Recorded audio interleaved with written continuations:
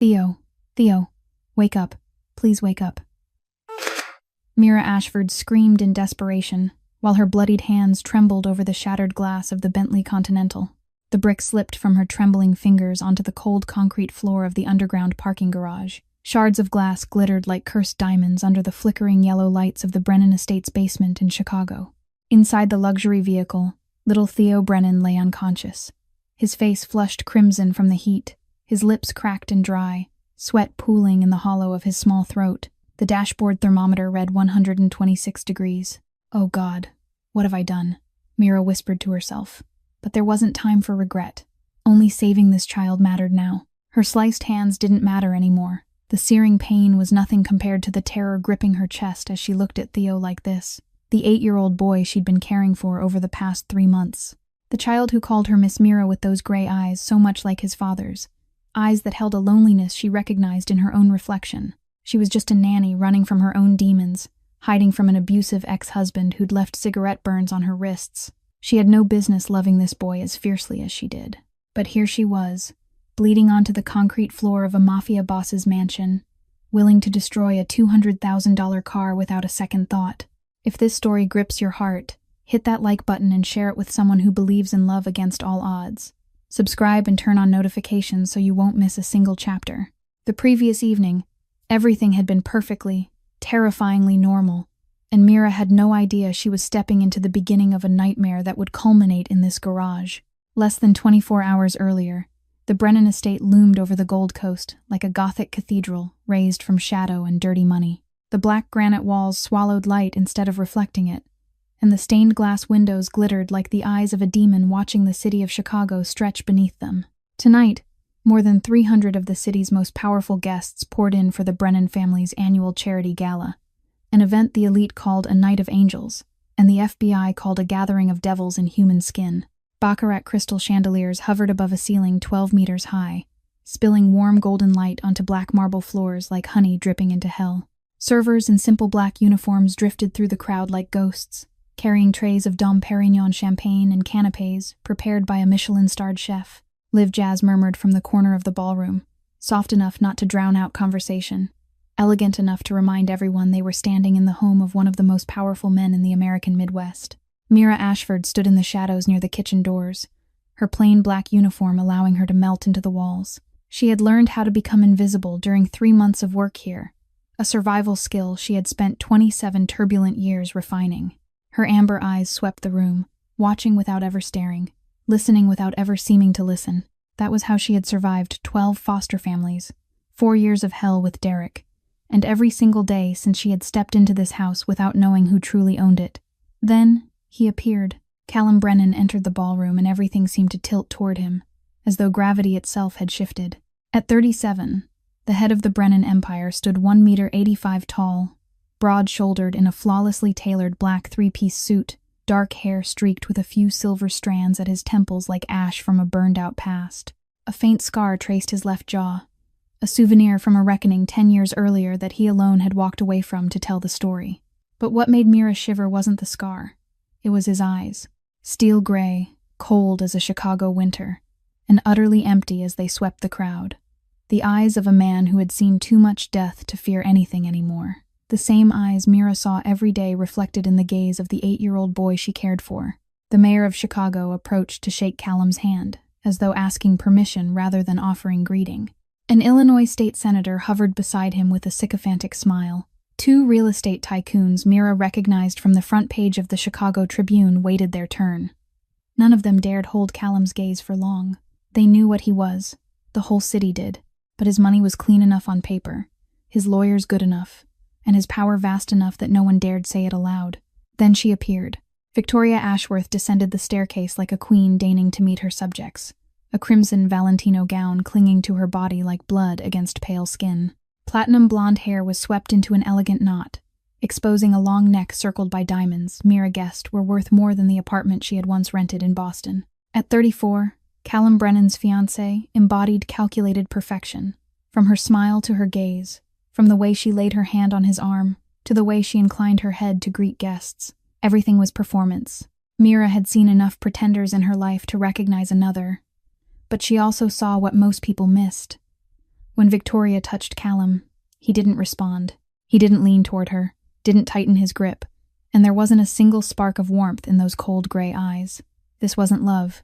This was a transaction. A political marriage between two powerful dynasties meant to merge empires. Victoria was the daughter of Malcolm Ashworth, the magnate who controlled the entire eastern seaboard port network. This union would create a force no one could touch, and the wedding would take place in 2 weeks. Mira knew she shouldn't care. She was only a nanny, an invisible ghost in this house, a woman running from her past with no right to think about the future. But when her gaze accidentally collided with Callum's across the crowded room, for a single instant she saw something she was certain no one else did. Loneliness. Absolute and complete. The same as in Theo's eyes, the same as in her own. Miss Mira. The small voice pulled Mira out of her thoughts. She turned and saw Theo standing behind her. His little navy suit rumpled after hours of being dragged through the party to greet guests like a decorative object. The 8-year-old boy said nothing more, only stood there with gray eyes far too old for his age, waiting. Mira didn't ask what he wanted. She didn't need to. 3 months in this house had taught her how to read the silent language of this child. The way Theo leaned slightly toward her meant he wanted to leave the crowd. The way his fingers dug into the hem of his jacket meant he was holding something back. Maybe fear, maybe anger, maybe a loneliness too large for an 8-year-old to carry. Mira gave a small nod and headed toward the corridor that led to the back garden. She didn't take Theo's hand, didn't rest a palm on his shoulder, didn't offer any of the tender gestures other nannies might have tried. Theo didn't like being touched. He flinched whenever anyone attempted to hug him, even his father. That had been the first thing Mira noticed on her first day, when she had brushed his shoulder by accident and watched him jolt as though shocked by electricity. She understood that reflex. She had once been the same. They stopped at a stone bench tucked into the darkest corner of the garden, where the party lights faded into a distant glow. Mira sat at one end, leaving a careful space between herself and Theo.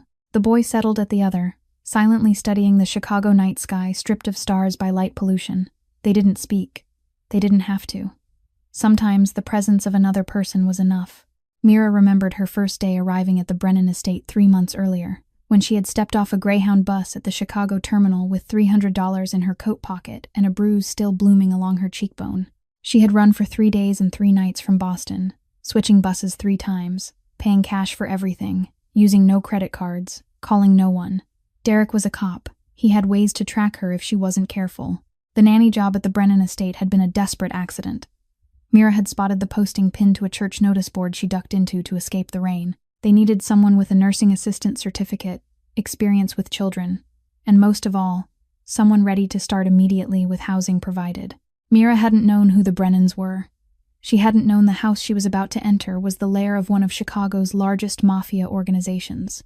She had only known she needed a place to hide, a job to survive, and a fake name convincing enough that Derek wouldn't find her. Mira Ashford. She had taken the surname from a lawyer's billboard she glimpsed through a bus window. Ashford and Partners. Ordinary enough not to raise questions. Different enough from her real name that Derek couldn't trace her. On the first day, Theo hadn't looked at her. On the second, he had watched her from a distance as though assessing a potential threat. On the third, he had hurled a book in her direction when she tried to read to him. On the 7th, he had stolen glances when he thought she wasn't paying attention. On the 14th, he had stayed in the same room without bolting. On the 21st, he had asked her name for the first time even though he had known it from the beginning. And on the 30th, Theo had left a small folded scrap of paper on her desk and run. Inside was a clumsy drawing. 2 stick figures standing side by side, one tall, one short, and a shaky handwritten line that read Miss Mira and Theo. No hearts, no flowers, no smiling suns, just 2 people beside each other. It had been more than anything Mira had ever received. Now, sitting in the dark garden, Mira felt Theo shift slightly closer. Not touching, just nearer. The boy pulled a protein bar from his jacket pocket that Mira knew he had hidden since breakfast. He snapped it in half and set one piece on the stone bench between them without a word. Mira picked it up. She didn't say thank you. Theo didn't need to hear it. They sat in silence, eating protein bars beneath Chicago's starless sky. 2 battered souls who had found each other inside a house full of shadows and secrets. Mira didn't know that in a few hours she would smash the window of a $200,000 car to save this boy. She didn't know that the act would change everything, dragging her into a war of power she didn't understand the rules of. She only knew that right now, Theo was safe beside her, and that was all that mattered. The peaceful moment didn't last long. The sharp click of high heels echoed across the stone path of the garden, like gunshots announcing the opening of a war. Mira lifted her head and saw Victoria Ashworth striding toward them, the crimson dress sweeping over the grass, her flawless face twisted with anger. Behind her stood two middle-aged women, Mira recognized as the wife of a senator and the daughter of a real estate tycoon, important guests. Victoria was eager to impress. Theo. Victoria spat the boy's name as though it were poison. What did you say? Mira felt Theo stiffen beside her. He didn't answer, only stared down at his polished black shoes. Victoria stopped in front of them, the heavy scent of Chanel No. 5 mixing with champagne on her breath. Mrs. Morrison asked about your mother. Victoria pressed with a shrill edge to her voice. And what did you tell her?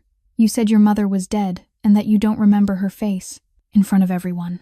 Do you have any idea how badly you embarrassed me? Mira saw Theo's shoulders tremble. He still didn't look up, but she knew he was biting his lip, the habit he had whenever he tried to contain his emotions. Callum Brennan's wife had been killed 5 years earlier in a gang hit. Theo had been only 3 then. The boy had told the truth, and that truth had cost Victoria face in front of the society women she was courting. Look at me when I'm talking to you, Victoria snarled. Theo didn't move. He had learned that silence was the best form of defense in this house, where every wrong word could become a weapon turned against him. But Victoria didn't accept silence. The hand heavy with diamond rings swung and cracked against Theo's cheek with a sharp sound that split the quiet garden. His head snapped to the side. Mira didn't remember standing up. She only knew that 1 second she had been sitting on the stone bench, and the next she was between Victoria and Theo, back straight, eyes locked on the icy green stare of the most powerful woman in the house. Miss Ashworth, Mira said, her voice so calm it surprised even her. I'm taking Theo to rest. He needs some private time. Victoria stared at her as though she had grown another head. No one in this estate dared step between her and anything she wanted. No one dared meet her gaze without lowering their eyes. And certainly no one dared protect what she was punishing. Who do you think you are to interfere in my family's business? Victoria asked, her sweetness edged with danger. The women behind her whispered to one another, eyes wide with fascination at the scene unfolding. I'm Theo's caregiver, Mira replied. Not a tremor in her voice, though her heart was pounding like a war drum. And my job is to make sure he's safe and healthy. Safe, Victoria scoffed, taking a step closer. You think you can protect him from me? You're just hired help. You're nothing in this house. Mira didn't retreat. She had retreated enough in her life. From abusive foster families, from Derek whenever he drank. Back and back until she had nearly forgotten who she was. But not today. Not when Theo was standing behind her with a red handprint burning on his cheek. You're right, Miss Ashworth, Mira said, her tone light as air and hard as steel. I'm nothing, but I'm the nothing standing between you and this child, and I'm not moving. The air between the two women thickened until it felt like it could be sliced with a blade. Victoria studied Mira, as though memorizing every line of her face, every strand of hair, every mole. This was how enemies looked at one another. This was how a woman marked a target meant to be destroyed. You'll regret tonight, Victoria said slowly, each word deliberate. Then she turned away, the red dress brushing the grass like a smear of blood, the two society women hurrying after her. Mira remained still until the sound of heels vanished completely. Then she turned to Theo. He was staring at her with wide gray eyes, one hand cupping his stinging cheek, lips parted as though he wanted to speak but couldn't find the words. Mira crouched to his level. She didn't ask if it hurt. She didn't ask if he was all right. She simply lifted her hand, stopping a few inches from his face, waiting. And for the first time in 3 months, Theo leaned into her palm. Not far away, hidden in the shadows of a second-floor window, Callum Brennan had seen everything. He had watched Victoria strike his son. He had watched Mira rise to shield Theo. He had witnessed the confrontation between his fiancée and the nameless nanny. And he didn't step in. Not because he didn't care, but because he wanted to see. Wanted to see what Mira would do. Wanted to see whether she would bow before power like everyone else. She didn't, and that changed everything. Mira walked Theo back to his bedroom on the second floor and waited until he had changed into his pajamas and climbed into bed. She didn't speak, only sat in the chair by the window until his breathing evened out and those gray eyes finally closed from exhaustion. Victoria's handprint still burned red against the boy's cheek. a reminder that in this house even children weren't safe. Mira rose, drew the blanket up to Theo's chest, and slipped out of the room. She had to return to the party, at least enough that no one would question her absence. Staff weren't allowed to vanish for long. Staff were meant to be invisible and yet always present. She moved along the second-floor corridor where the wall lamps cast alternating pools of light and shadow like a chessboard. Music from the gala drifted up from below, distant and blurred as though it belonged to another world entirely. Then she heard voices. Mira stopped just outside the study door where warm light spilled through the narrow crack. She recognized Victoria's voice instantly, still sharp but now carrying something else. The thrill of someone holding a secret. "After the wedding, everything will belong to us," Victoria said. "Callum trusts me far too easily. I'm his blood after all." The man who answered made Mira freeze. She knew that voice. Finn Brennan, Callum's younger brother, the family's second in command. A man of 32 with an easy smile. Mira had always sensed hid something wrong beneath it. He seemed too friendly, too open, too unlike his cold older brother. Now she understood why. "What about the boy?" Victoria asked, her tone turning icy. "He's the only heir. We can't let him stand between us and the Brennan Empire." Mira's heart skipped. The boy. They meant Theo. "Accidents happen every day," Finn replied calmly, as though discussing the weather. "An 8-year-old nobody notices. A fall down the stairs. A drowning in the pool. Tragic things happen to children all the time. Callum will grieve for a while, but he'll recover. And you'll be there to comfort him. Give him new children. Our children." Mira clamped a hand over her mouth to keep from gasping. They were planning to kill Theo, not someday in the distant future, but after the wedding, 2 weeks from now. She needed to move, to get away before she was discovered, but her feet felt nailed to the wooden floor. Her thoughts spun with what she'd just heard. Murder, betrayal, an innocent child marked as the target. And she, Mira Ashford, a nameless nanny running from her own past, had somehow become the only person who knew the truth. Victoria's laughter rang out, high and sharp like breaking glass. "I've waited far too long for this, Finn. My father wanted an alliance with the Brennans. But I want more than that. I want everything. And I'll have it." Footsteps shifted inside. They were coming toward the door. Mira retreated, heart hammering as though it might burst from her chest. She glanced around for cover and in that instant slipped into a shadowed recess behind a granite statue set into the wall. The study door opened. Victoria stepped out first, her face restored to the flawless chill of a society heiress. Finn followed, his hand resting on her waist with an intimacy far too familiar for a future sister-in-law and brother-in-law. They passed Mira's hiding place so closely she could smell Chanel No. 5, mingled with Cuban cigars, so closely she could see a smear of red lipstick on Finn's collar. When their footsteps faded at the end of the hall, Mira remained pressed to the cold wall, forcing her breathing to steady. She thought of Theo asleep upstairs with a red mark on his cheek.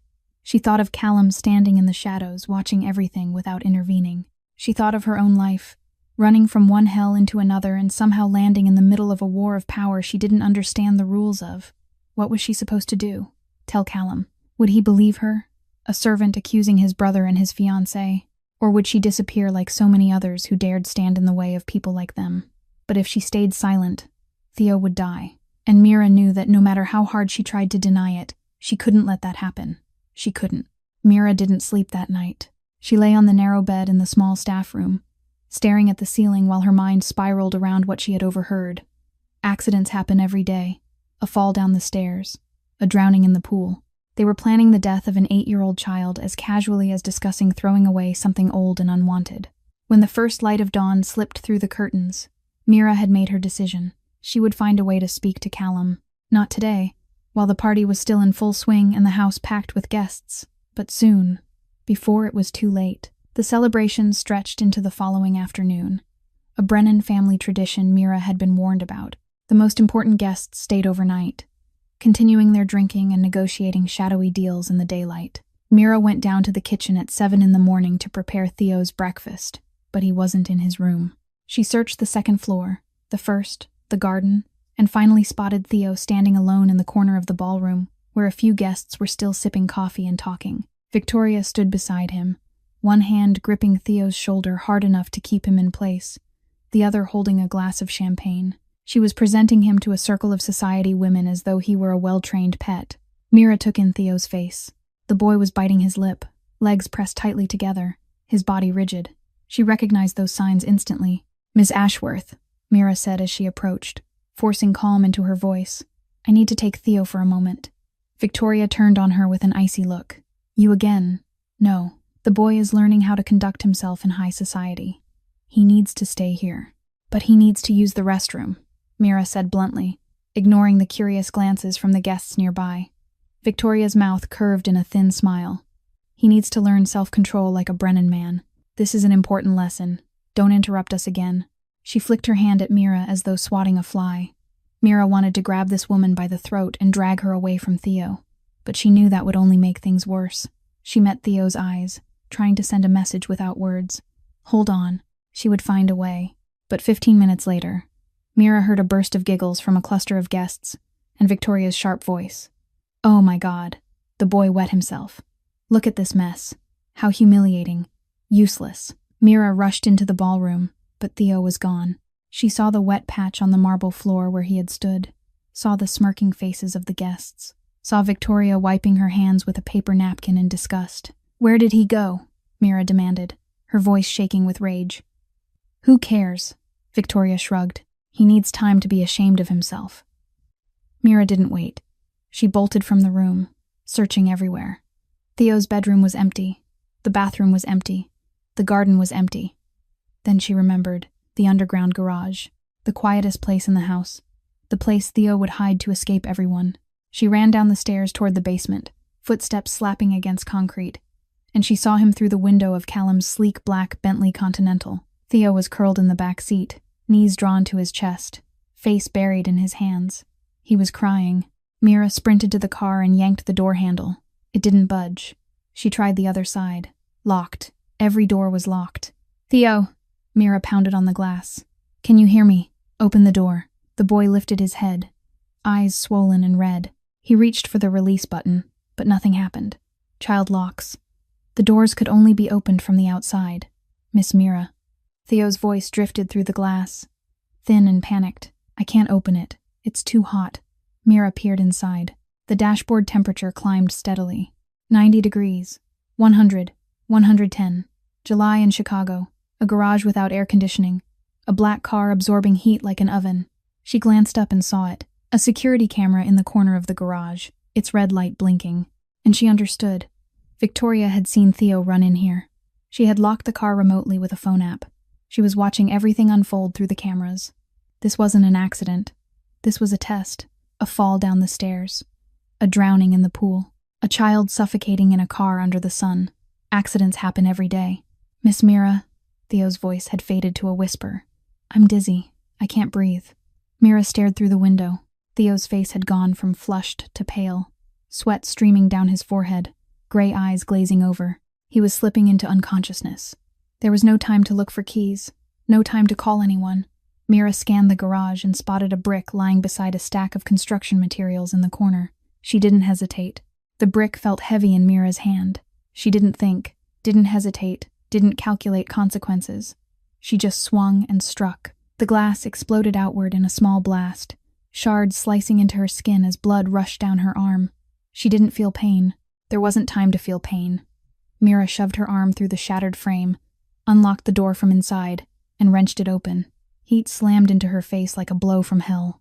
Theo lay slumped in the back seat, eyes sealed shut, lips cracked and dry, skin gray as ash. He didn't react when Mira dragged him from the car, didn't make a sound when she laid him on the cold concrete.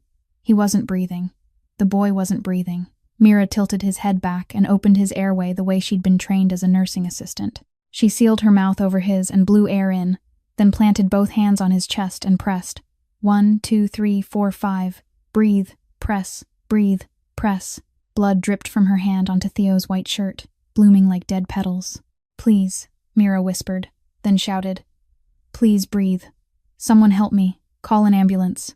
Her cries ricocheted through the underground garage, echoing off concrete walls like the sound of desperation itself. Then Theo coughed. A thin rasp at first, followed by a frantic gulp of air, then a small groan. He was alive.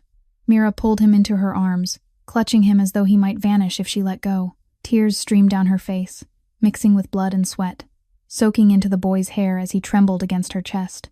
She didn't hear footsteps. She didn't notice movement in the garage.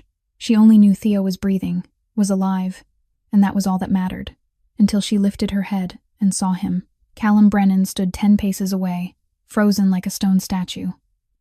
He didn't speak, didn't shout, didn't rush forward. He just stood there and stared.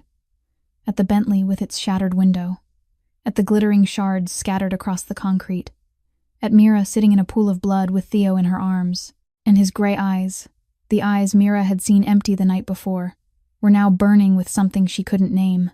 Not anger. Anger was loud and explosive and simple to understand. This was something else, colder, deeper, more dangerous.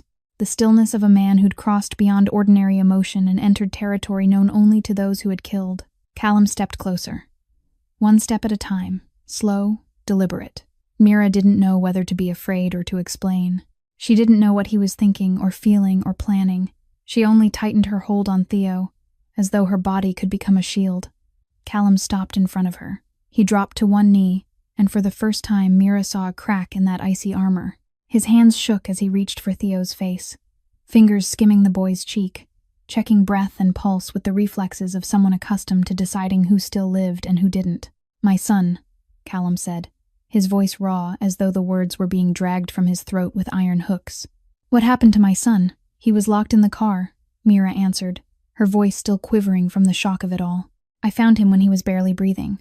The doors were locked. I had to break the window." "Who?" One word.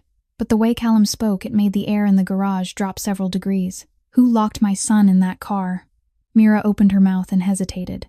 She thought of Victoria, of the security camera, of the conversation she'd overheard the night before, of the plan to kill Theo after the wedding. But she had no proof, only her word against that of Callum's fiancé and his brother. She was only a nanny. She was nothing in this house. "I don't know," Mira lied. "I only found him in the car." Callum looked at her, straight into her eyes, as though reading every thought and secret and lie she was trying to hide. And she knew he didn't believe her. "You're hiding something," he said, not as a question but a verdict. Yet instead of forcing her to speak, he turned back to his son.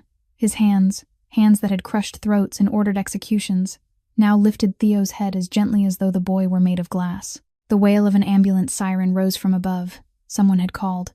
Callum didn't move. He stayed kneeling there beside Mira and Theo, amid blood and broken glass. And in that moment, Mira saw what the world was never meant to see. The most powerful mafia boss in Chicago was crying. Northwestern Memorial Hospital at 3 a.m. was as silent as a luxurious morgue. White fluorescent lights poured down the long corridors, reflecting off tiles polished to a shine, antiseptic mingling with the stale scent of cold coffee drifting from the nurse's station. Callum Brennan sat in the hard plastic chair beside his son's bed, motionless as carved stone. He had been there for 8 hours, without eating, without drinking, without speaking a single word to anyone. Tommy Reeves, his most loyal bodyguard, stood watch outside the room, with 2 more men stationed at the end of the hall. No one was allowed inside except doctors and nurses, not even Victoria, especially not Victoria. Theo lay in the hospital bed, his small body nearly swallowed by IV lines and heart monitors. The gray had faded from his face. His lips were no longer cracked the way they had been hours earlier, but his eyes remained closed and his breathing still shallow. The doctor had said he would be fine. 2nd-degree heat shock and severe dehydration, but no permanent brain damage. 15 more minutes, the doctor had said while looking Callum straight in the eye, and his son would have had no chance. That woman saved his life. That woman. Callum turned his head toward the other bed in the room where Mira sat propped against the mattress, both arms wrapped in white bandages from wrist to elbow. She hadn't lain down despite the doctor insisting she rest. She hadn't slept either. Her amber eyes were locked on Theo, as though she feared that if she blinked, he would disappear. 17 stitches in her right hand, 9 in her left. A deep gash across her palm that had nearly severed a tendon. She had smashed the car window with a heavy brick, her hands shredded by the exploding shards in her desperation, not caring that the deep gashes might leave her unable to fully use them again. For his son, a child who wasn't hers, a child she had cared for only 3 months, a child she had no obligation to sacrifice anything for. Callum didn't understand. He had spent 37 years in a world where every action had a price, every kindness carried motive, every sacrifice demanded repayment. No one did anything without expecting something in return. No one.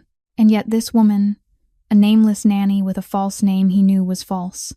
A woman running from something he had not yet uncovered, the woman who had dared place herself between his fiancé and his son only hours earlier, had nearly destroyed her hands to save Theo.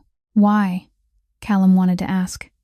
He wanted to stand, cross the room, look straight into her eyes and demand why. Why did she do it? What did she want from him? What was she calculating? But he didn't ask. He said nothing at all. He only sat there watching her, trying to read her the way he read an opponent across a negotiation table. And she didn't look back. She didn't try to catch his gaze, didn't attempt to start a conversation, didn't do anything to draw his attention.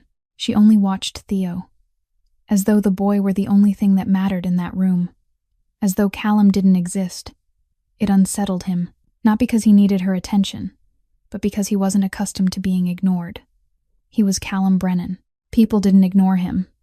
They feared him or flattered him or hated him, but they didn't ignore him. 4 a.m, Mira finally drifted into sleep, her head tilted to one side, dark brown hair spilling over her shoulder, her face softening in rest. She looked younger when she slept, younger and more fragile, and for the first time Callum noticed the scars. Small, almost invisible unless you looked closely. Round burn marks along her wrist just above the white bandages. Cigarette burns. He recognized them because he had seen the same marks on the bodies of people who had been tortured. Someone had done that to her. Someone had pressed lit cigarettes into her skin, maybe many times, maybe over years. And she had survived, had kept standing, had run to Chicago with a false name and a past she was trying to bury, had still been willing to shatter a car window to save a child who wasn't hers. Callum turned back to Theo. The boy still slept, chest rising and falling steadily, the heart monitor chiming in a steady rhythm. His son was alive because of that woman. He should say thank you. That was what ordinary people did. But Callum Brennan wasn't ordinary, and gratitude, to him, was too small for what she had done. He wouldn't say thank you. He would do far more than that. He would find out who she really was, what she was running from, and he would destroy whoever had left those scars on her skin. That was how Callum Brennan said thank you. 2 days later, Theo was discharged from the hospital. Callum brought his son back to the estate in silence, settled the boy into his bedroom with Mira keeping watch beside him, then vanished into his study. He hadn't slept since that night. He didn't need to. Rage coursed through his veins like adrenaline, keeping him sharper than any coffee ever could. Tommy had delivered every second of security footage from the 24 hours leading up to the incident. Callum sat alone in the study, the laptop screen washing his face in a blue glow, like light from hell itself. He watched Victoria force Theo to stand and greet guests in the ballroom. He watched her refuse to let the boy go to the restroom. He watched Theo flee the room with wet trousers and a face burning with shame. He watched the child run down to the underground garage, open the Bentley, and climb inside. And then he watched Victoria. She stood in the corridor, phone in hand, staring at the screen with a smile Callum would never forget, the smile of a predator watching prey step into a trap. She pressed a button. On the garage feed, the Bentley's lights blinked once, signaling the remote lock. Victoria knew Theo was inside. She had deliberately sealed him in. She lingered there for 30 seconds, staring at the screen where she could watch the garage cameras, then smiled and walked away. She didn't call anyone. She didn't go down to check. She did nothing at all. Callum rewound the footage, watched the smile again, rewound, watched it again, rewound, watched it again. Each time, his fury didn't explode. It condensed, thickening into something darker, colder, far more dangerous. He lifted the phone and dialed. "Bring Victoria to my study. Now." 15 minutes later, Victoria entered with the confidence of a queen. She'd changed into a new dress, flawless makeup in place, platinum blonde hair smoothed to perfection, not a hint of fear in her expression. "My dear Callum," she smiled as she approached him. "I heard Theo's back home. Thank goodness he's fine. I've been worried these past few days." Callum didn't rise. He didn't invite her to sit. He only turned the laptop screen toward her and pressed play. Victoria watched. The smile on her lips melted like snow in sunlight. Color drained from her face as recognition dawned. Her image staring at the phone. Her image smiling. Her image locking the car. This was an accident. Victoria rushed out, her voice pitched higher than usual. "I didn't know Theo was inside. I only locked the car because there were so many guests in the house. I never meant to." Callum lifted one hand, a small gesture.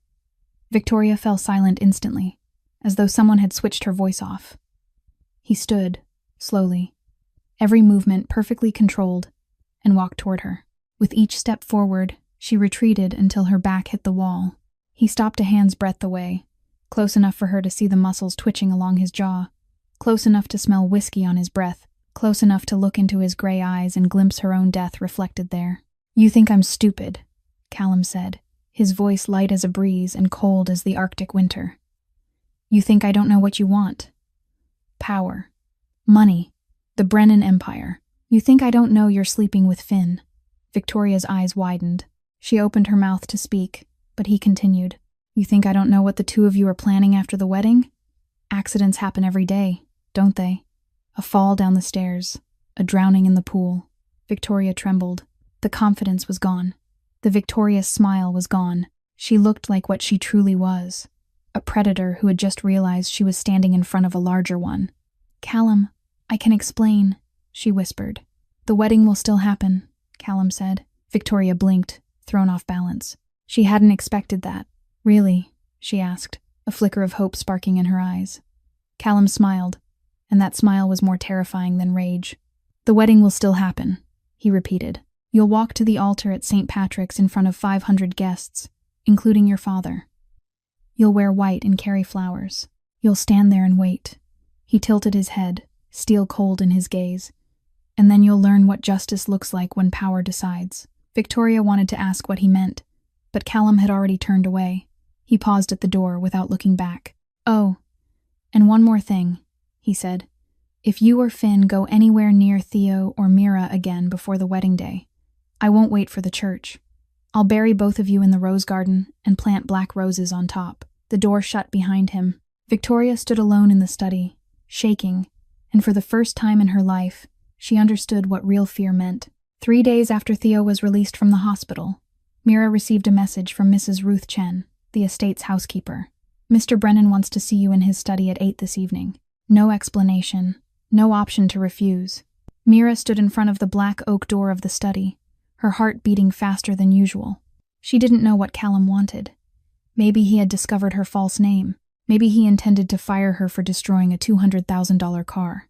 Maybe he wanted to ask about what she had overheard that night, about Victoria and Finn, about the plot she was trying to hide. She drew a slow breath and knocked. "Come in." Callum's voice came from inside, low and cold as ever.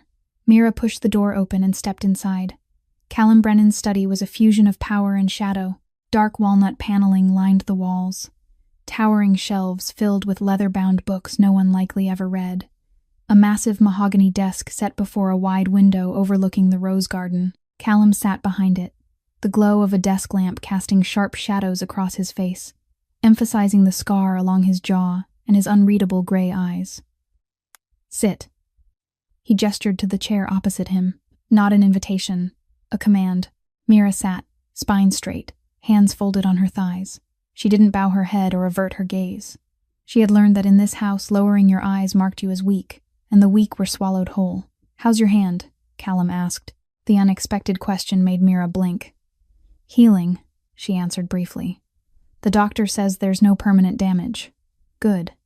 Callum nodded, then he went quiet, studying her the way he might evaluate a purchase before deciding whether to make it. "I want to offer you a new position," he said at last. "Full-time nanny for Theo.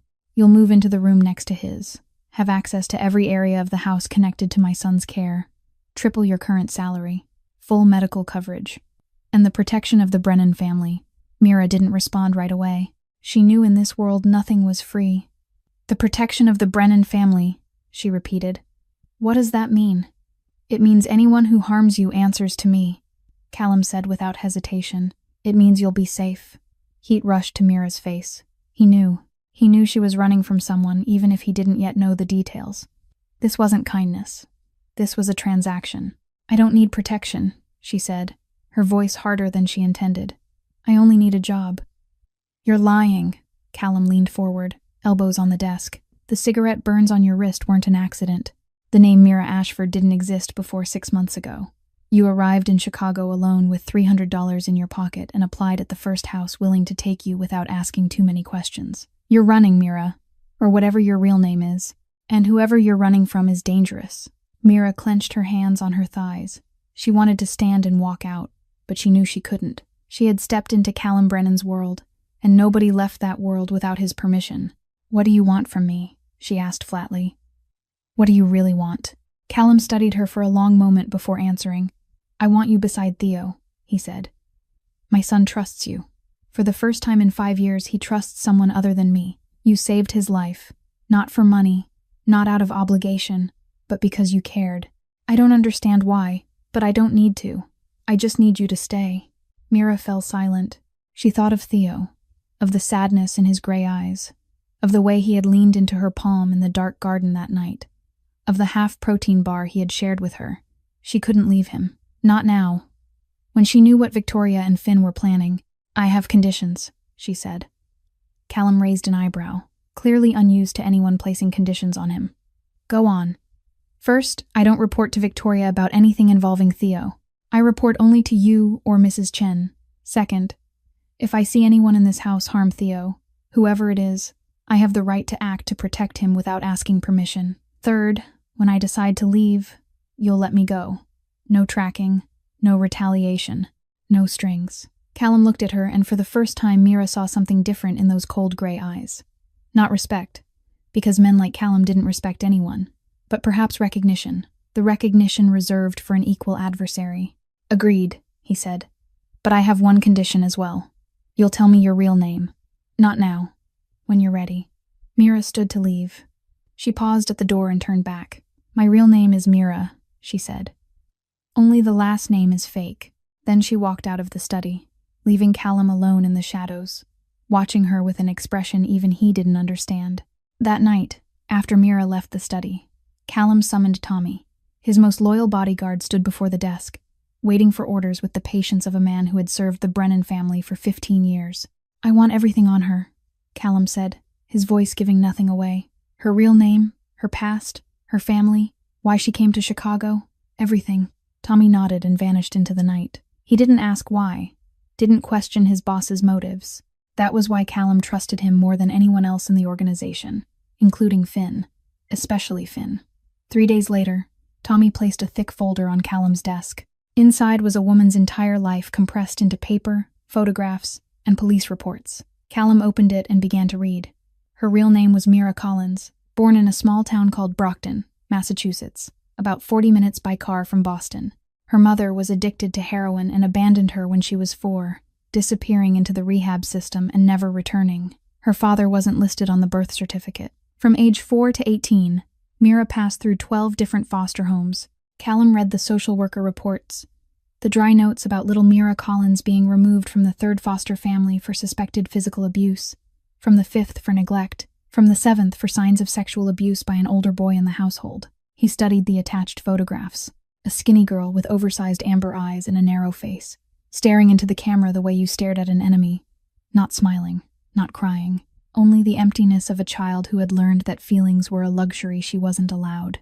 At 18, Mira aged out of the system.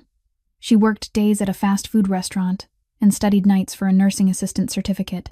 It took her 4 years, but she earned it. Then she met Derek Cole. Callum examined Derek's photograph in the file. A man of 32, sandy blonde hair, blue eyes, the charming smile of a predator who knew how to disguise himself. A detective with the Boston Police Department assigned to organized crime. On paper, Derek Cole was a model citizen, a respected lawman. But the next pages told a different story. 5 domestic violence reports filed by Mira, all dismissed or never investigated. Derek was a cop.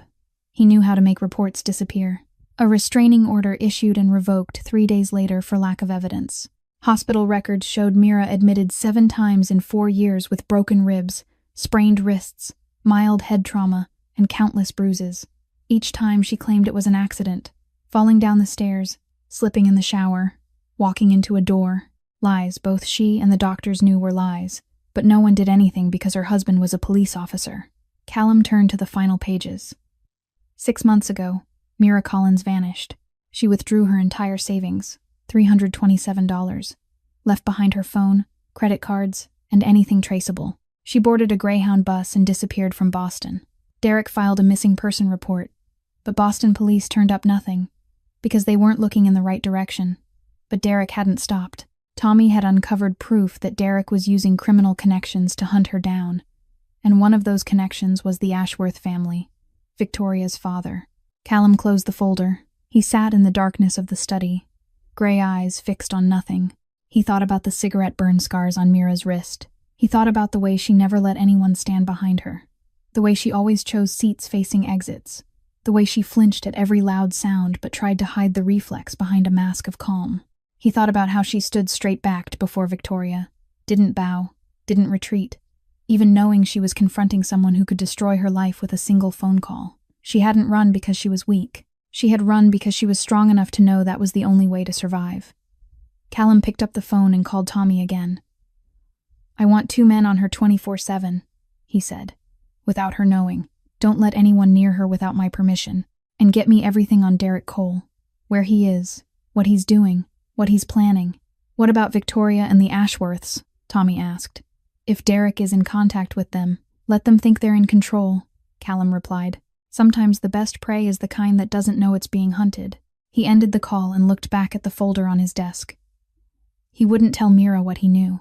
He wouldn't confront her about the past, about the false name, about Derek. She had fought alone her entire life, and he wouldn't insult her by offering pity, but he would protect her, not because she was fragile and needed saving, but because she had protected the most precious thing in his world, and Callum Brennan always repaid his debts. 1 week had passed since Mira moved into the room beside Theo's. She had adjusted to the new rhythm, waking at 6 every morning to prepare his breakfast, taking him to the most prestigious private school in Chicago, picking him up in the afternoon and helping with homework, reading to him before bed. But night was different. Night was when the nightmares came. Mira jolted awake at 2 in the morning with a scream trapped in her throat and her nightgown soaked in sweat. In the dream, Derek had found her. He stood at the far end of the Brennan hallway, that familiar smile on his lips, a burning cigarette between his fingers. "You think you can run from me, Mira?" His voice echoed inside her skull like a death knell. "You belong to me. Forever." She sat up in bed, forcing her breathing to slow. The room was pitch dark, moonlight slipping through the curtain gap and painting pale streaks across the wooden floor. She knew she wouldn't fall back asleep. Not tonight. Mira slipped on a robe and left the room, bare feet silent on the thick carpet. She intended to go down to the kitchen for a glass of warm milk, a habit left over from her years in foster care when warm milk had been the only luxury she could give herself on sleepless nights.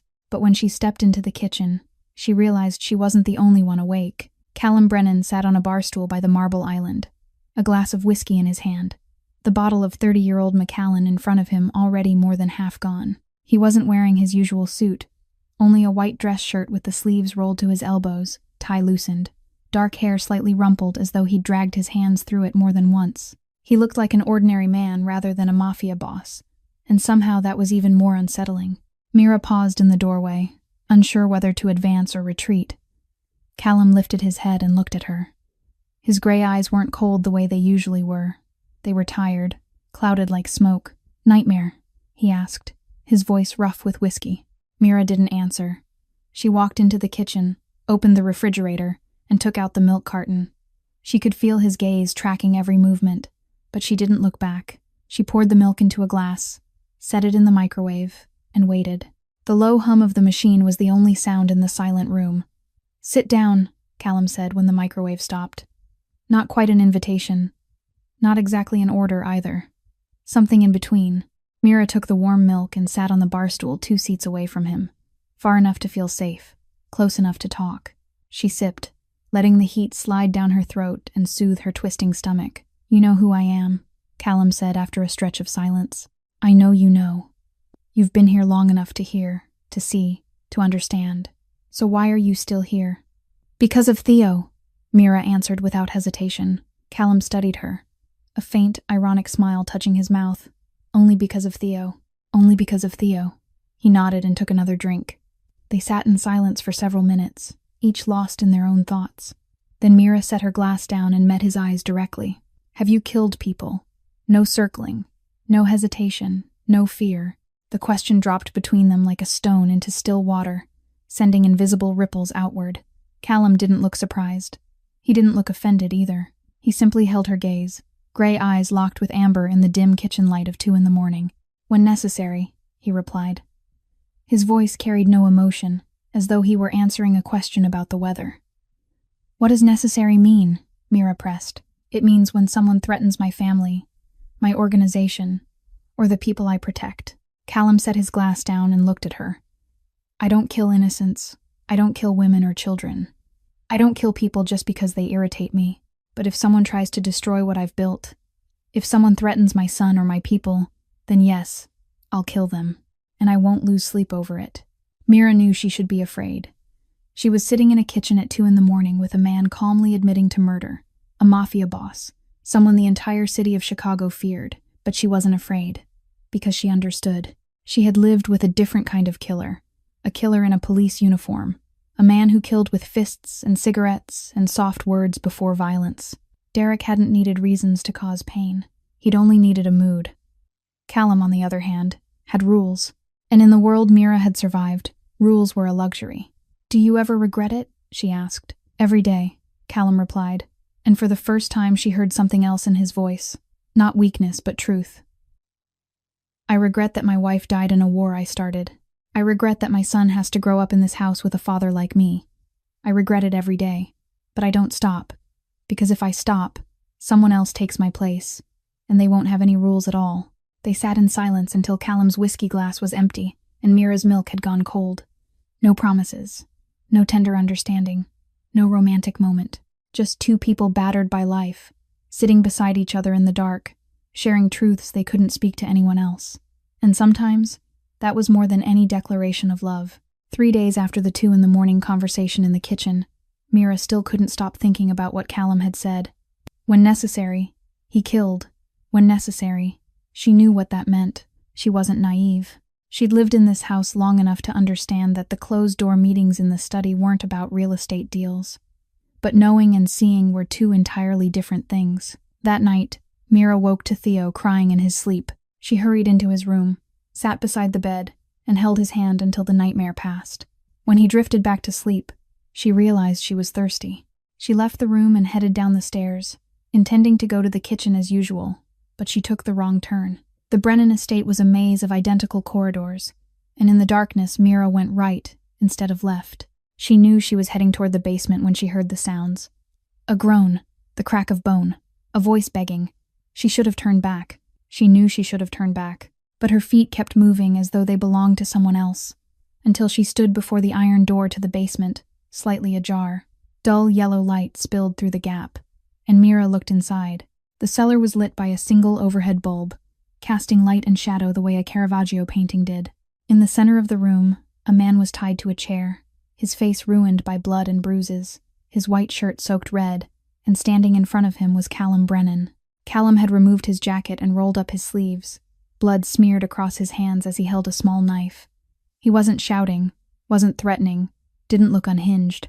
He was calm, like someone performing a medical procedure, every movement precise and deliberate. "You sold information to the Ashworths," Callum said, his tone gentle, as though speaking to a friend. "You thought I didn't know. You thought you could play both sides." The man sobbed, tears mixing with blood as they slid down his chin. "I'm sorry, boss. I have a family. They threaten my family. Please, give me another chance." Callum tilted his head as though weighing the plea, then lifted the knife and cut. The scream tore through the basement, piercing straight through Mira's bones like an ice needle. She stood frozen, unable to move, unable to turn away, unable to shut her eyes. She watched Callum torture him, watched blood drip onto the concrete floor, watched the man fade toward unconsciousness from pain. And she didn't scream.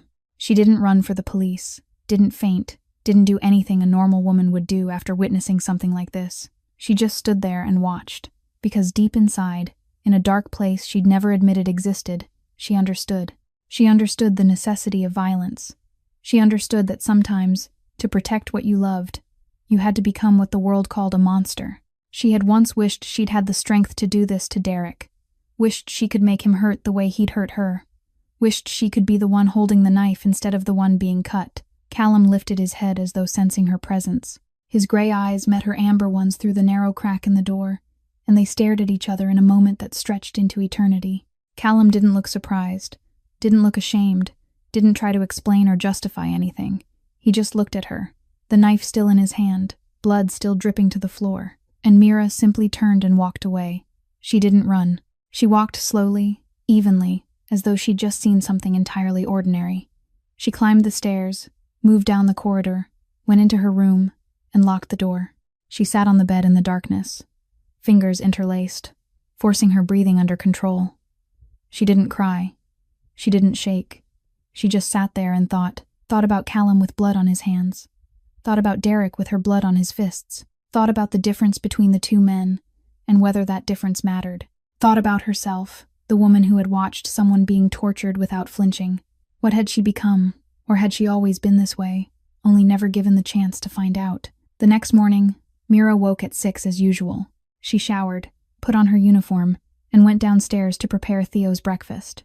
Fried eggs, toast, fresh orange juice. She set the plate in front of him with a gentle smile, cut his food into small pieces, reminded him to drink his milk. "Miss Mira?" Theo asked, gray eyes studying her with the heightened perception of a child who had lived too long in shadows. "Are you okay?" "I'm fine, sweetheart," Mira answered, and her voice didn't tremble. "Eat your breakfast or you'll be late for school." She didn't look toward Callum when he entered the kitchen 15 minutes later. She didn't look at his hands, now clean, bearing no trace of the night before. She just kept clearing the table, washing dishes, living the ordinary life she had built in this house. Because that was how Mira survived. By moving forward, no matter what she'd seen the night before, no matter what she had become. 1 week after the night in the basement, everything collapsed. Mira was taking Theo to school like every other morning when she noticed the tabloid Chicago Tribune display outside a convenience store. Brennan, kingpin and mystery lover, betrayed fiancé before upcoming wedding. Beneath the headline was a distant photograph, but clear enough to recognize. Callum and Mira stood beside each other in the estate garden, his head inclined toward her as though saying something, his hand resting lightly at her elbow. An innocent moment, yet through a paparazzo's lens it looked like a secret affair. Mira felt the blood drain from her face. "Miss Mira." Theo tugged her hand, gray eyes anxious. "Why do you look so pale?" "I'm fine, sweetheart." Mira swallowed, forcing her voice steady. "Let's go, or we'll be late for school." But everything was wrong. When Mira returned to the estate after dropping Theo off, she found Victoria standing in the living room with the paper in her hand, a victorious smile on her lips. She wore a snow-white dress that contrasted perfectly with the venom in her gaze as she looked at Mira like an insect about to be crushed. "Look who's here!" Victoria flicked the paper through the air. "The country girl from Boston thinks she can steal another woman's husband. I told you, Callum. I told you she shouldn't have been hired." Mira stayed still, said nothing. She saw Callum by the window with his back to them, silent as stone. He didn't look at her, didn't defend her, didn't speak. But Victoria wasn't finished. She stepped closer, lowering her voice into a honeyed whisper thick with poison. "Who do you think you are?" she asked. "Do you think you can keep running forever? Mira Collins?" Mira's heart skipped. Collins. Her real name. Victoria knew. She'd known.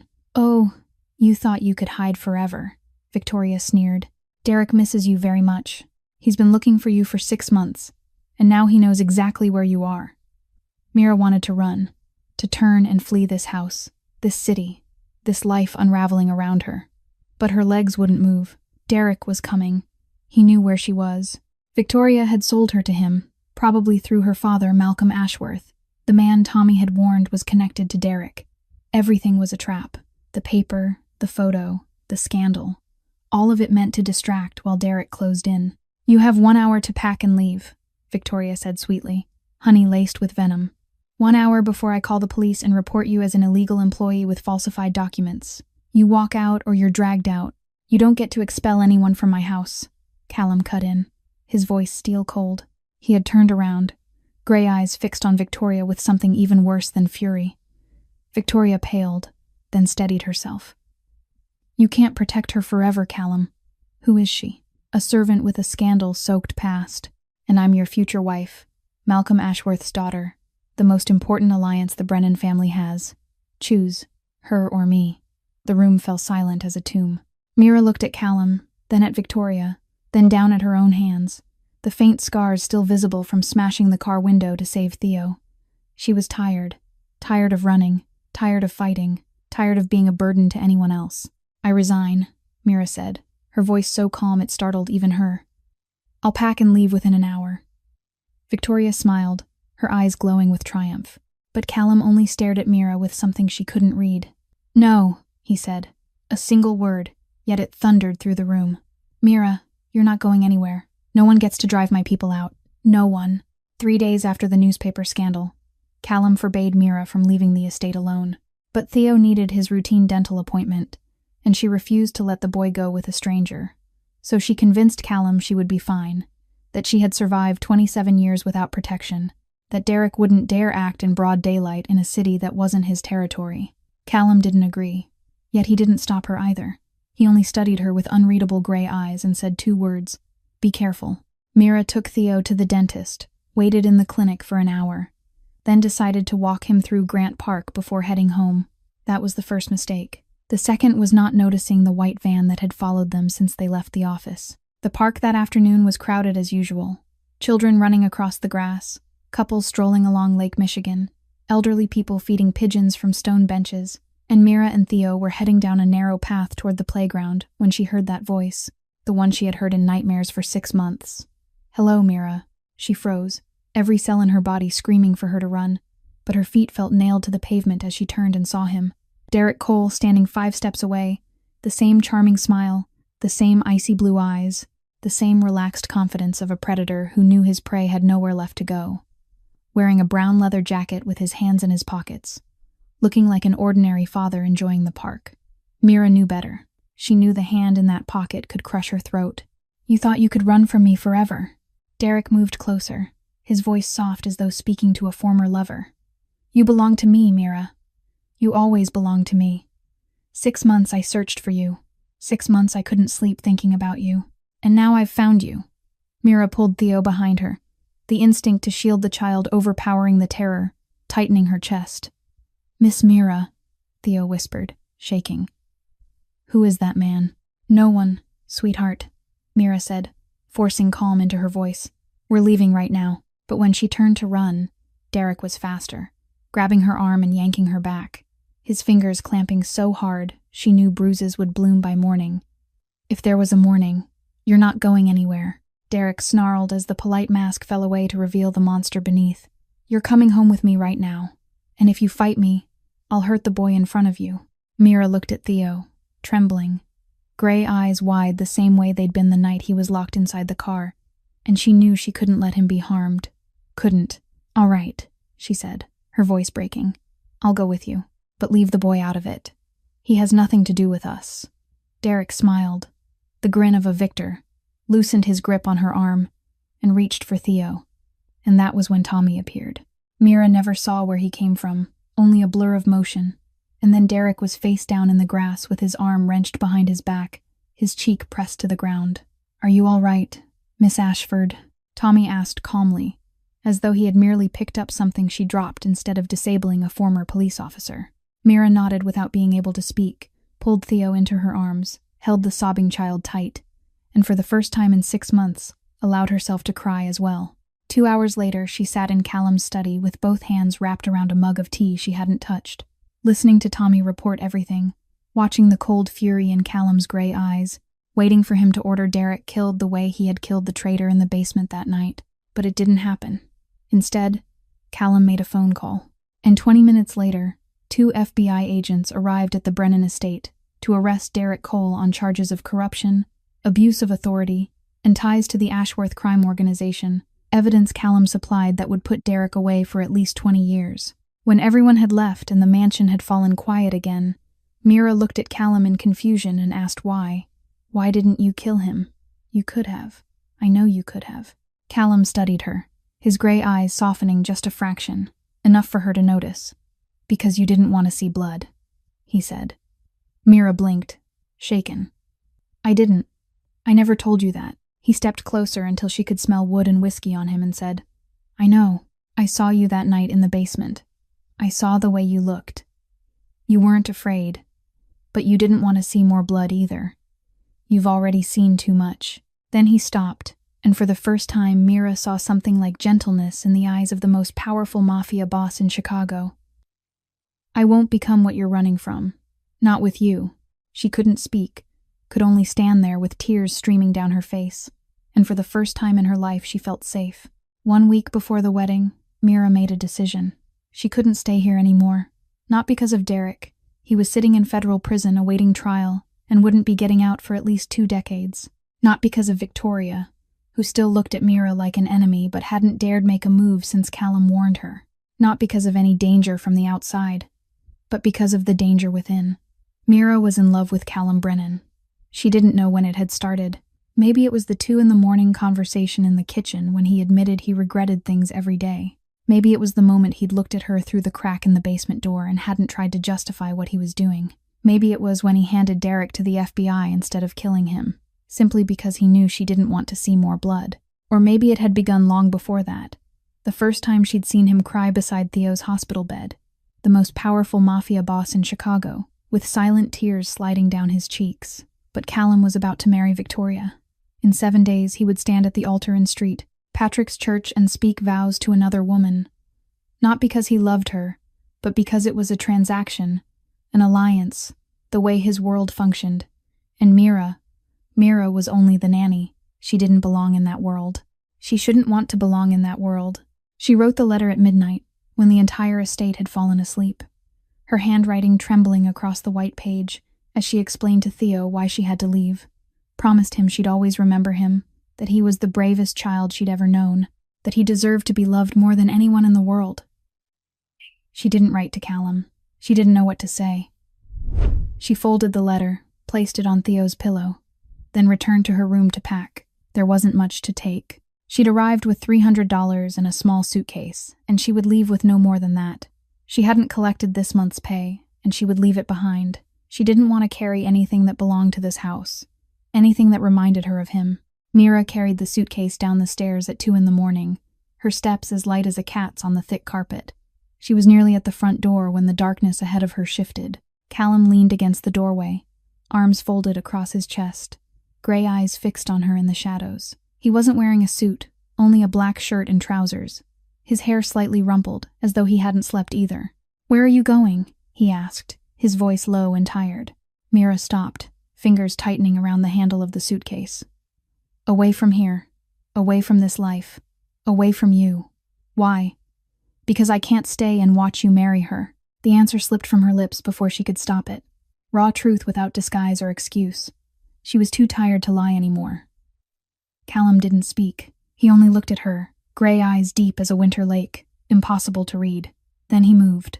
1 step, 2 steps, 3. Until he stood right in front of her, close enough that she could feel the warmth radiating from his body. Close enough to smell the familiar blend of whiskey and sandalwood. "Stay," he said. Not a question, not an order, a plea. Mira lifted her face to his, amber eyes meeting gray in the darkness of the grand hall. "Give me a reason," she said, her voice trembling but not weak. "A real reason. Not because Theo needs me. Not because you owe me. A reason for me to stay and destroy myself by watching you marry someone else." Callum studied her, searching her eyes as though hunting for an answer to a question he didn't yet know how to ask. Then he did something she never expected. He raised his hand, his fingers brushing her cheek with a touch as light as a butterfly's wing, as though she were made of glass and he was afraid of breaking her. Then he bent down and kissed her. It wasn't a kiss of hunger or possession. It was the kiss of surrender. His mouth met hers, warm and unhurried, like a promise, like a confession, like every word he couldn't say out loud. Mira dropped the suitcase. She didn't remember deciding to kiss him back, only knew her hands were gripping his shirt and pulling him closer as though he were a lifeline and she was drowning. When they parted, they were both breathing hard. Callum rested his forehead against hers, his gray eyes now burning with something Mira didn't dare name. "Is that reason enough?" he murmured hoarsely. Mira didn't answer. She only kissed him again. St. Patrick's Church blazed beneath the glow of thousands of candles. White roses lined every pew. Incense mingled with the expensive perfume worn by 500 of the most powerful people in America. This wasn't merely a wedding. It was a declaration of dominance. Mafia bosses from New York, Los Angeles, Miami, and Las Vegas sat among politicians, judges, and businessmen whose names appeared on Forbes while their money was never audited. Malcolm Ashworth occupied the front row, silver hair slicked back perfectly and satisfaction curling on his lips. Today his daughter would become mistress of the Brennan Empire, and the power of 2 dynasties would fuse into something untouchable. Mira stood in the final row of the church, half hidden behind a granite column, her heart hammering as though it might burst from her ribs. She didn't know why she was there. She should have been home with Theo. She should have stayed far away from this place. She should never have had to watch Callum waiting at the altar for another woman. Yet she couldn't stay away. She needed to see it with her own eyes. She needed to know everything was over before it had truly begun. The night before, after the kiss in the grand hall, Callum hadn't said another word. He'd only looked at her with burning gray eyes before turning and disappearing into the shadows. That morning he'd left the estate to prepare for the wedding without explanation or promise. All that remained was that kiss and the silence afterward. Then the organ thundered, announcing the bride's entrance. Mira watched Victoria glide down the aisle in a pristine Vera Wang gown white as snow, a veil thin as mist, white roses in her hands. She looked beautiful as an angel, and Mira hated herself for thinking it. Victoria stopped at the altar beside Callum in his black three-piece suit. They looked flawless together, like a magazine spread, incarnations of wealth and power. Finn stood behind them as best man, his smile unable to hide the greed in his eyes. The priest began the rite, speaking familiar words about love and fidelity, and death alone parting them. Mira turned to leave. She couldn't stand there listening. Then the priest's voice halted and asked whether anyone objected to the marriage now, or forever hold their peace. Silence smothered the church. 500 people held their breath. Callum spoke. "I object." The 2 words detonated through the nave. Victoria froze, bouquet trembling in her hands. Malcolm Ashworth leapt to his feet, his face red with fury. Murmurs rippled like a tidal wave. Callum turned toward the crowd, gray eyes sweeping stunned faces, and repeated that he objected because his bride had tried to kill his son and his best man had helped plan it. Victoria stammered and demanded whether it was a joke, her face blanching to match her dress. Callum drew his phone and nodded to Tommy near the sound system. A massive screen descended. The recording played. Victoria's voice was sharp and unmistakable. "What about the boy? He's the only heir. We can't let him stand between us and the Brennan Empire." Finn's voice followed. "Accidents happen every day. An 8-year-old could fall downstairs or drown in a pool." Then footage showed Victoria smiling at her phone as she locked the Bentley with Theo inside. 500 guests stared in horrified silence. Malcolm collapsed into his seat, ash gray. He knew the Ashworth dynasty had just been destroyed before the entire American underworld. His daughter hadn't merely betrayed Callum Brennan, she'd plotted to murder a child. In their world, that was unforgivable. Victoria screamed that it was lies and that Callum had staged everything. He only nodded. 4 men in black suits emerged from either side of the church. 2 advanced on Victoria. 2 moved toward Finn. Finn tried to flee, but Tommy blocked the sole exit and drove him to the floor, his hands cuffed behind his back, his face pressed into the same red carpet Victoria had walked minutes earlier. He shouted that Callum was his brother and they were blood. Callum descended the dais and stood over him. He said coldly that yes, he was his brother, and he'd planned to kill his son, and in this world blood meant nothing when you betrayed family. He turned away. Finn and Victoria were dragged from the church beneath the gaze of 500 witnesses who didn't dare utter a word. They had just seen Callum Brennan incinerate a powerful alliance, expose his own brother's treachery, and disgrace the Ashworth clan before the entire Mafia elite of America. In the final pew, Mira stood frozen, her heart racing, unsure whether to cry or laugh. Callum hadn't married Victoria. He'd planned everything, and now he was walking toward her. The crowd parted like the Red Sea as Callum walked through the church. 500 pairs of eyes followed every step, but he didn't look at any of them. His gray eyes were fixed in only one direction, toward the back of the nave where Mira stood frozen like a statue, her back against a granite column, her fingers clenched around the edge of the pew until her knuckles blanched white. She wanted to run. She wanted to vanish beneath the weight of hundreds of heads turning to follow his path, but her legs refused to move. All she could do was stand there and watch him approach, one measured step at a time, slow and deliberate, like a man who'd made a decision and knew nothing on earth could alter it. Callum stopped in front of her, not too close, but close enough for her to see the twitch of muscle along his jaw, the exhaustion shadowing his gray eyes, the faint lines of worry he tried and failed to hide. He didn't kneel. He didn't produce a diamond ring or a rehearsed speech. He simply stood there facing her, 2 people in a church full of strangers, and looked into her eyes as though she were the only person left in the universe. "I'm not good at asking," he said, his voice rough, utterly unlike the cold, commanding tone he'd used moments earlier to destroy Victoria and Finn. I don't know how to speak sweetly. I don't know how to promise things I'm not sure I can keep. I only know that I don't want you to leave." He paused and swallowed as though the next words were harder than any execution order he'd ever given. "I'm asking. Not commanding. Asking. Will you stay?" Mira stared at him, at the most powerful mafia boss in Chicago standing before her with eyes full of things he didn't know how to name. Fear, hope, and something deeper and fiercer. Something they were both afraid to call love because it was too fragile, too new, too terrifying. She thought of all the reasons she should say no. He was Mafia. He killed people. He lived in a world of blood and shadow she'd never imagined belonging to. If she stayed, she'd become part of that world. She wouldn't be able to pretend she was only an innocent nanny anymore. Then she thought of Theo, of the boy's solemn gray eyes, of the half-protein bar he'd shared with her in the dark garden, of the way he'd rested his head in her palm for the first time after 3 months of silence. She thought of the two in the morning conversation in the kitchen, of words that hadn't been tender yet had felt truer than any confession. She thought of last night's kiss, of the way Callum had looked at her as though she were the only light in the darkness he'd lived inside for 37 years. And she thought of herself, of the orphan girl who'd survived 12 foster homes, of the woman who'd endured 4 years with Derek, of Mira Collins who'd run to Chicago with $300 and a shattered heart and had somehow found a family in the place she'd least expected. "Yes," she said, one word, but it carried everything. Callum didn't smile. He didn't pull her into an embrace or kiss her in front of 500 staring witnesses. He only extended his hand, palm up, waiting. And Mira placed her hand in his.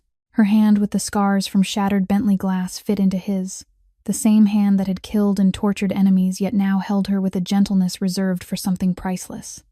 "Dad Callum." "Miss Mira." The familiar voices rang out from the church doors. Mira turned and saw Theo racing toward them, with Mrs. Chen following behind, anxious and smiling at once. The boy hurled himself between them, his small arms wrapping around both of them together, dragging them closer. "Miss Mira isn't leaving, is she?" Theo asked, gray eyes lifted toward her with hope and fear tangled inside. "You promise you're not going to go?" Mira knelt, one hand still in Callum's, the other smoothing Theo's hair. "I promise, sweetheart. I'm not going anywhere." And there in the middle of street, Patrick's church before 500 guests, who hadn't yet recovered from shock, 3 people found one another without kisses, without tears, without any dramatic display at all. They simply stood there holding hands. A family forged from darkness and pain that had finally found the light. 1 year later, the house in Lake Forest had no black granite walls or stained glass windows like the Brennan estate. It was a colonial revival home with red brick, white-framed windows, and a backyard garden where Theo could play without dodging secret meetings or dangerous guests. The house sat at the end of a quiet road, 45 minutes by car from Chicago, far enough to separate them from the old world, and close enough for Callum to still manage his business. Mira Brennan, still not quite used to her new last name, stood in the kitchen at 7 in the morning, pouring pancake batter into a pan while listening to Theo thunder down the stairs. Bruno, the golden retriever that Callum had bought for Theo on his 9th birthday, barking excitedly behind him. "Careful on the stairs, sweetheart," Mira called without turning around, because she already knew every sound this house made. The rhythm of Theo's footsteps, the tap of Bruno's claws on the wooden floor, the coffee machine switching on automatically at 6:45 every morning, the quiet click of Callum's office door when he rose early to handle work. Their wedding had taken place 6 months earlier in the rose garden of the new house, with only 20 guests in attendance. "Mrs." Chen cried through the entire ceremony. Tommy stood as witness with his usual stone face, though his eyes were rimmed red. Theo carried the rings, wearing a gray suit like his father, with his hair neatly combed for the first time in his life without anyone forcing him. Mira wore a simple white dress, not Vera Wang or Valentino, just something she'd found at a local boutique for $300, because she didn't need an expensive gown. She only needed the man waiting for her before the small altar set among roses, with gray eyes looking at her like she was a miracle he didn't deserve. Callum's vows weren't flowery. "You taught me that real strength isn't in controlling others," he said, his voice rough from emotions he wasn't used to revealing. "Real strength is allowing someone into your heart even when you know they could shatter it. You walked into my heart, Mira, and I'll spend the rest of my life being worthy of that." The year hadn't been easy. Callum had lost much after the scandal at Street. Patrick's church. The Ashworth Alliance collapsed completely.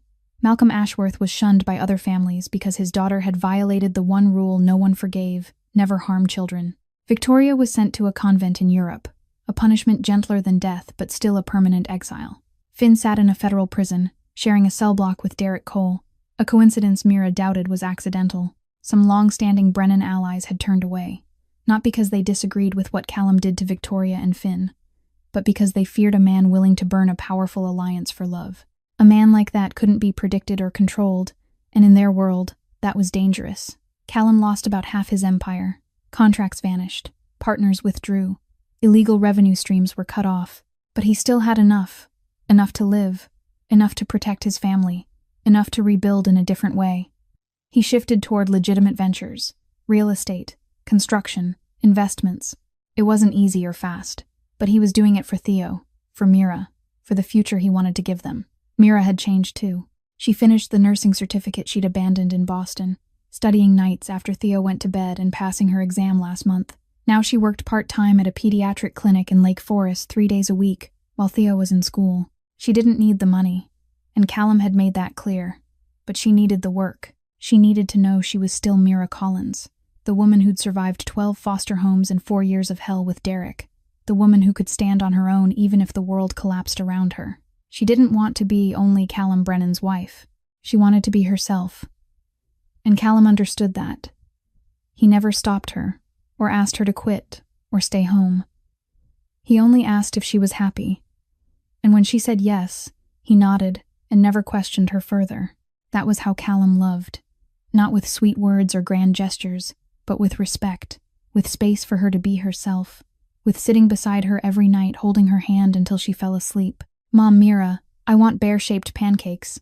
Theo ran into the kitchen with Bruno wagging wildly behind him, and Mira turned with a smile. The boy had started calling her mom 3 months earlier, the first time by accident when he'd blurted it out and flushed with embarrassment. She'd hugged him and said she was happy and he could call her whatever he liked. From then on, Mom Mira stuck. "Bear pancakes are almost ready, sweetheart," she said. "Go wash your hands." Heavy footsteps sounded on the stairs, and Callum appeared in the doorway with damp hair from the shower and sleeves rolled to his elbows. He paused, watching Mira flip pancakes and Theo washing his hands, and a small smile touched his mouth, the kind no one would have believed Callum Brennan capable of a year ago. "Can I help with anything?" he asked, the former Mafia boss now asking his wife how he could assist with breakfast. Mira looked at him, then at Theo, then at Bruno, lying under the table waiting for scraps. "Pour the orange juice," she said, "and stop sneaking Bruno bacon." "I don't know what you're talking about," Callum replied innocently, though his gray eyes sparkled. Mira shook her head, hiding a smile. 1 year ago, she'd come to Chicago with $300 and a shattered heart. Now she had a home, a family, and a future she'd never dared to dream of. Life wasn't perfect. She still woke from nightmares about Derek. Callum still took secret calls behind closed doors. Shadows from the past still followed them both. But they were trying together, and sometimes that was all anyone needed. That afternoon, they visited Sarah Brennan's grave at Rose Hill Cemetery on Chicago's north side, the headstone resting beneath an old oak tree with white marble engraved. Sarah Elizabeth Brennan, beloved wife and wonderful mother, 1985 to 2020. Theo placed a bouquet of white chrysanthemums at the base, the flowers he said his mother loved most, standing there for a long time with his lips moving as if speaking to someone only he could hear, before turning to Mira with shining gray eyes and asking, "Mom Mira, can I introduce you to Mom Sarah?" Mira knelt beside him with one hand on his shoulder and the other brushing the cold stone as she looked at the name of the woman she'd never met, yet who had somehow tied her life to Callum and Theo, and said softly, "Hello, Sarah. My name is Mira. I'm taking care of Theo and Callum, and I know I can never replace you, and I don't want to replace you. I only want to promise that I'll love your son as my own. I'll be beside him at every step, every fall, every moment he needs a hand to hold." She paused, swallowing the emotion rising in her throat before adding, "And I'll take care of Callum too. I know he suffered terribly after losing you. I see it in his eyes every day, even when he tries to hide it. But he's trying to become a better man, a better father, a better human being. And I'll stay with him on that journey. Thank you for giving birth to Theo. Thank you for loving Callum. And thank you for letting me become part of this family." Callum stood behind her, listening in silence. And when she rose and turned back, She saw his gray eyes glistening, though he'd never admit it, and he only squeezed her hand gently, a thank you without words.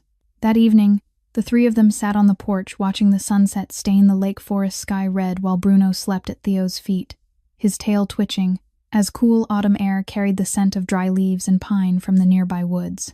They didn't talk much. Callum drank coffee. Mira sipped tea. Theo scrolled through old photos on his phone, until suddenly he looked up, bright-eyed, and said, "Let's take a family picture. We haven't had one since we moved here." Callum raised a brow and muttered that he didn't take photos and hated them, but Theo stretched out the word Dad, using the secret weapon he knew always worked, and pleaded, "Please." Callum glanced at Mira for help, but she only shrugged and smiled and said, "You lost, Mr. Brennan." So the former Mafia boss, the man who once made all of Chicago tremble, squeezed onto the porch swing with his wife and son, wearing a slight grimace as Theo lifted the phone for a selfie, counting 1, 2, 3, smile. And they didn't smile, not the polished, radiant kind from advertisements, because Callum looked like he was enduring a sentence. Mira was trying not to laugh at her husband's face, and Theo was beaming with pure happiness. The picture wasn't perfect, the light too dim, the angle crooked, Bruno jumping just as Theo tapped the screen, leaving only a blur of golden fur in the corner. But it was their first photo as a family, and it was real. More real than any flawless image. Their life wasn't a fairy tale. Callum still faced ghosts from his Mafia past. Mira still woke from Derek nightmares sometimes. Theo still had days when he missed his birth mother so badly he couldn't speak to anyone.